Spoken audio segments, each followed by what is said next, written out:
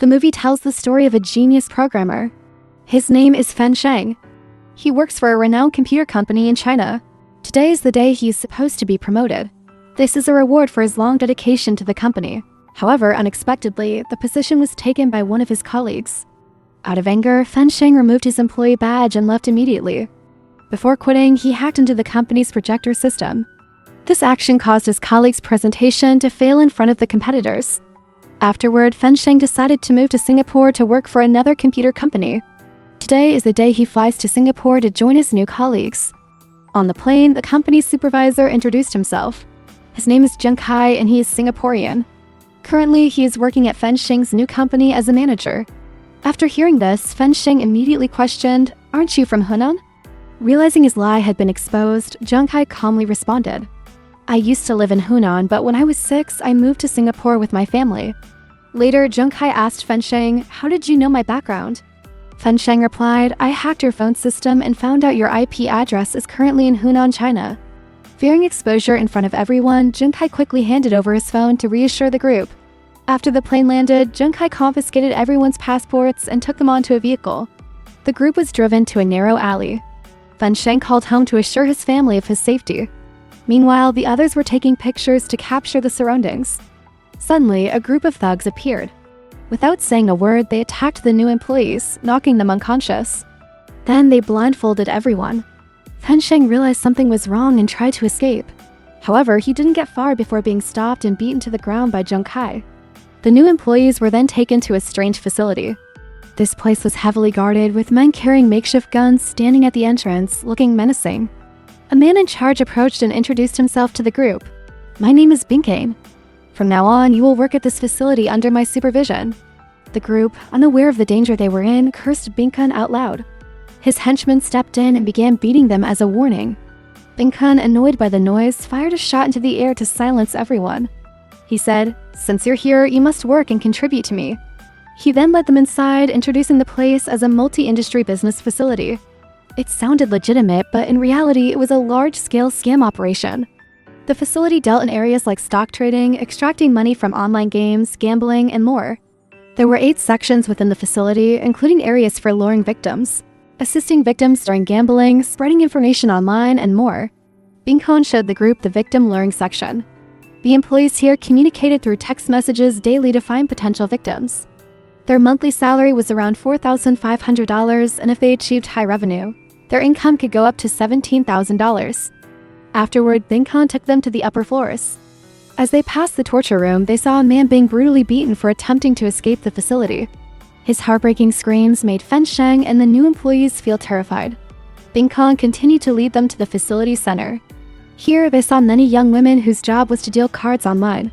Here, Fen Sheng met Anna for the first time. The difference between Anna and others is that she wasn't forced into the organization, but voluntarily joined it. By the time she realized it was a scam operation, there was no way for her to escape. Anna used to be a famous model. Her image was misused in scams, damaging her company's reputation, which led to her contract being terminated. Afterwards, she received an invitation from a friend to participate in a photo shoot and happily agreed. However, upon arrival, she discovered it was a nude photo shoot. Outraged by the deceit, Anna left immediately.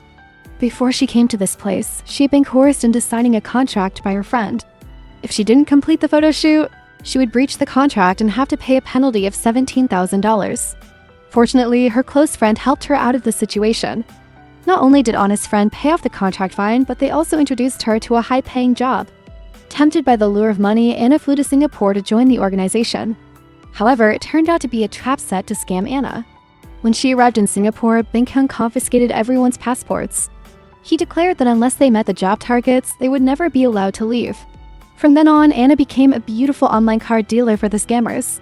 After exploring the entire facility, Fen Sheng returned to his room to clean up. Shortly after, Zheng Kai came in and threatened him by holding a toothpick to his eye, forcing him to call his family to assure them he was safe. Later, Zheng Kai brought back the man who had previously tried to escape and tortured him again. The next day, Fen Sheng began working for the organization. Zheng Kai ordered him to create a website, but he refused. As a result, Fen Sheng was beaten up. Eventually, he reluctantly sat down at the computer to work.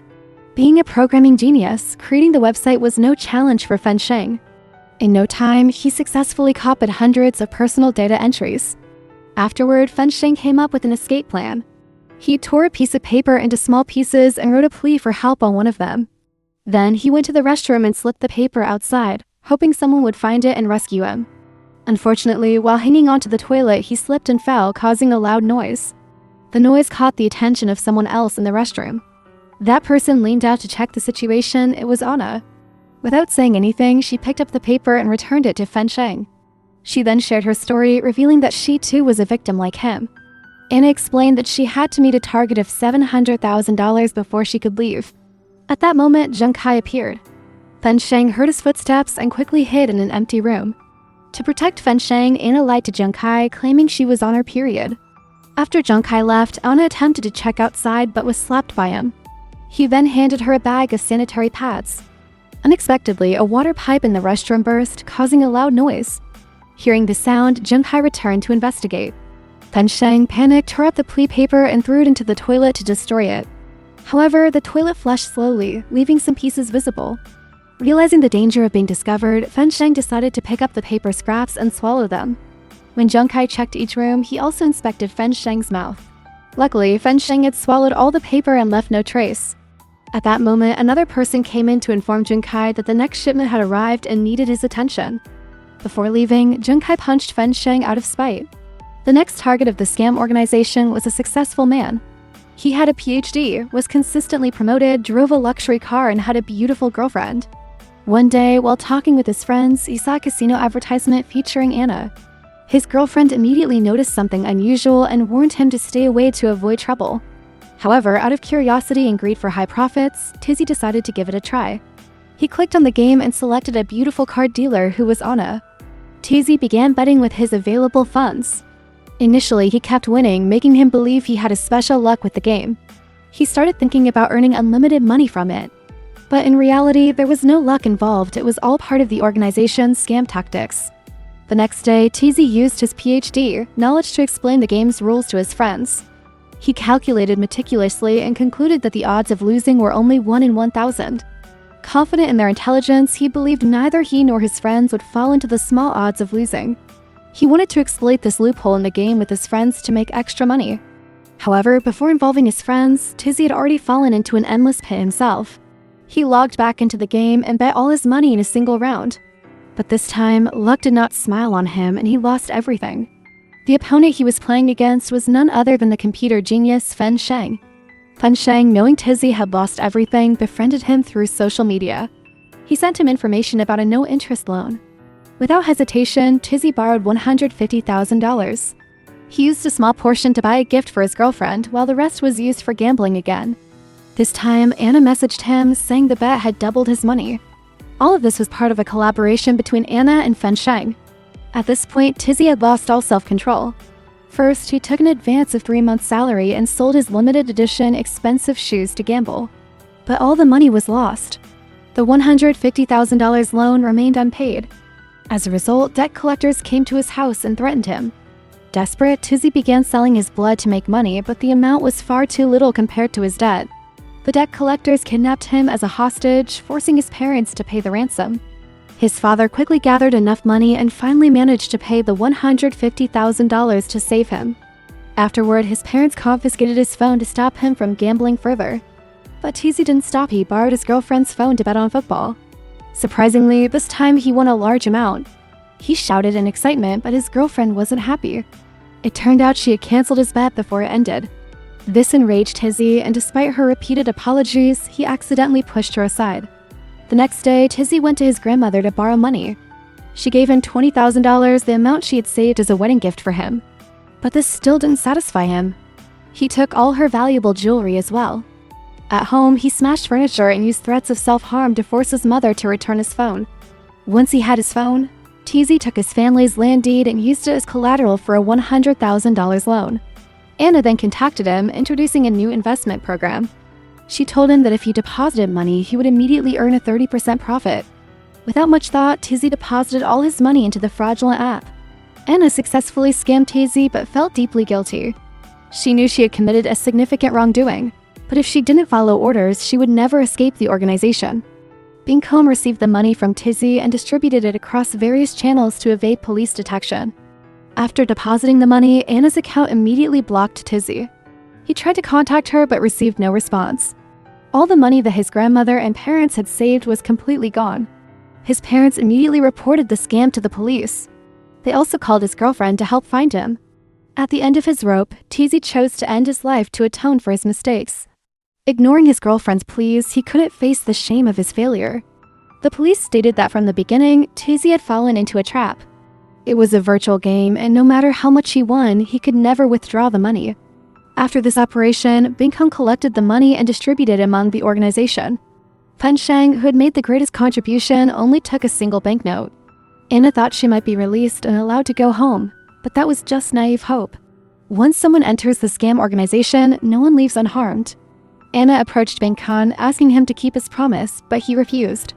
Instead, he forced her to kneel and apologize. Fensheng, noticing that Anna was in danger, went to Bingham to propose a deal.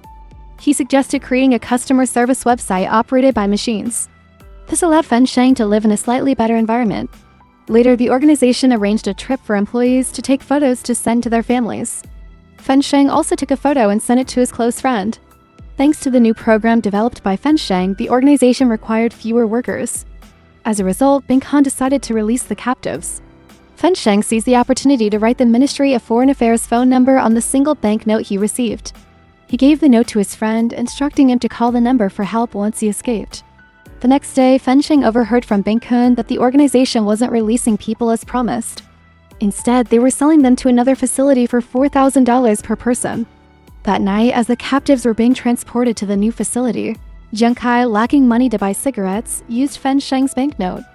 The shopkeeper noticed the phone number on the note and immediately informed Jiang Kai. Upon returning to the facility, Bingham brutally beat Fensheng's friend, demanding to know who had written the phone number. Both Fensheng and Anna stepped forward to take responsibility. Anna was tortured by having her nails pierced with toothpicks, while Fensheng was beaten until his leg broke. Fensheng's friend suffered the worst fate. He was nailed in the head and shot dead on the spot. Anna was later sold to another facility. While being transported, she jumped off the vehicle and ran to a local police station to report the crime. However, the officer, knowing she'd escaped from a scam facility, immediately alerted Bingham. The harsh truth was that the local police were in collusion with the scam organization. They took bribes and agreed not to investigate any rescue requests. Anna was caught by the police and handed back to Bingham. The organization placed her in a sack and threw her into the sea. After filming the incident, Jiang Kai rescued her and brought her ashore. After spending time working with Anna, Jiang Kai developed feelings for her. He took her to a boat, tossed her passport on board, and helped her escape. Anna fled back to her home country and went to her mother's house first. The police arrived at her house to investigate, but traumatized by her previous encounters with corrupt local police, Anna panicked and ran away. As she ran, she screamed, causing the police to try to calm her down. One officer assured her that he was there to help, not harm her. Meanwhile, at the facility, Fensheng was locked in a dog cage. Bingham showed him a video of Anna being thrown into the river to crush any hope he might have. Afterward, Bingham ordered Fensheng to fix the bugs in the new application. Despite his injured leg, Fensheng crawled to the computer and began fixing the program. Anna was taken to the police station but refused to disclose anything, fearing she might be imprisoned. Tizzy's girlfriend, who was now volunteering to help scam victims, happened to recognize Anna. She realized that Anna was the woman who had deceived her boyfriend. Afterward, Tizzy's girlfriend took Anna to the hospital to visit him. Following his suicide attempt, doctors diagnosed that Tizzy would remain in a vegetative state for the rest of his life. Tizzy's girlfriend explained that she had been with him for 4 years, while Anna had only known him for 4 months. However, Tizzy trusted Anna more than her, something she could not understand. Despite everything unacceptable that Tizzy had done, his girlfriend still wished that the one lying in the hospital bed was Anna, not him. Overwhelmed with guilt, Anna collapsed to the floor, crying in anguish. The police showed Anna Fensheng's employee ID and asked her, "Do you know this person?" Overwhelmed with guilt, Anna collapsed to the floor, crying in anguish. The police showed Anna Fensheng's employee ID and asked her, "Do you know this person?" Anna looked at the fan page in the photo and nodded repeatedly. After that, she cooperated with the Chinese police to join a crackdown on the scam organization. Once the plan was established, the police immediately flew abroad to investigate. The reason was that the scam organization brought significant benefits to the locals. So not only the police, but also the people sided with them. At this moment, personnel from the Ministry of Foreign Affairs arrived in time to stop the riot. Investigating abroad posed a significant challenge as the police needed cooperation from the host country to solve the case. Meanwhile, Fensheng's friend, who was teaching at the time, noticed something unusual. In programming, the number 6 symbolized 110 distress signal. From the photos Fensheng sent back, he realized that all of them hinted at the number 6. He immediately reported this to the police station. The police quickly investigated and discovered an elementary school with the address 666. They noticed something suspicious. The amount of food consumed there was far greater than the number of students. The police discreetly placed a message inside a steamed bun to pass information into the school. The person who discovered the note was Fensheng. The police instructed the people inside to light a fire as a distress signal. Fensheng ignited a fireball so the police could locate them. After receiving the signal, the police brought Anna into the facility to use her fingerprints to unlock the doors. Through surveillance cameras, Binkan saw that Anna was still alive and realized that Zheng Kai had deceived him. He quickly opened the safe to grab the money and prepare to flee. Knowing he had no other options, Zheng Kai attacked Binkan with a weapon. Surprisingly, Binkan didn't kill Zheng Kai but instead entrusted him with the key. Afterward, Binkan approached Fensheng and asked him to take care of his daughter. He also gave Fensheng the address of the girl's mother to ensure she was safely delivered. By this time, the police had breached the doors and surrounded the facility. At that moment, Fensheng stepped forward and said to Binkan, "Hand over the password to the tracking device so we can find the remaining captives, or I won't help care for your daughter." Fearing for his daughter's safety, Binkan handed over a device containing a list of 2,000 victims. However, the police didn't trust Fensheng and immediately restrained him. Fensheng explained that he was a computer programmer and that the odds of successfully decrypting the device would be much higher if they let him do it. He pleaded with the police to let him handle it to save the remaining captives in time. Just as the police were about to retrieve the device, Zheng Kai shot it, destroying it. Immediately after, he was shot dead by the surrounding forces. Everyone in the organization panicked and tried to escape, but they were all captured. The police decided to extradite them back to their home country for legal proceedings. Anna, sitting on a transport vehicle, saw Fensheng being brought out. She immediately ran toward him. Fensheng said nothing but smiled at her. What can we learn from this story? Scams aren't the scariest thing. The most terrifying is human greed and uncontrollable desire. Remember, the money we earn should be worthy of our efforts. In life, there's no such thing as an easy job with a high salary. Be cautious of your own greed to protect yourself from falling into scam traps.